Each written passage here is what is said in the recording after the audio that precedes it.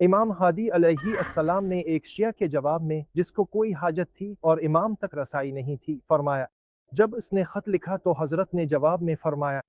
اگر تمہیں کوئی حاجت ہے تو اپنے ہونٹ ہلاؤ، جواب تم تک ضرور پہنچے گا۔ اگر تمہیں کوئی حاجت، سوال یا بات ہو تو ہم سے کہنے کے لیے بس اپنے یہ دونوں ہونٹ ہلا لو، اللہ تعالیٰ یقیناً تمہیں اس کا جواب پہنچا دے گا۔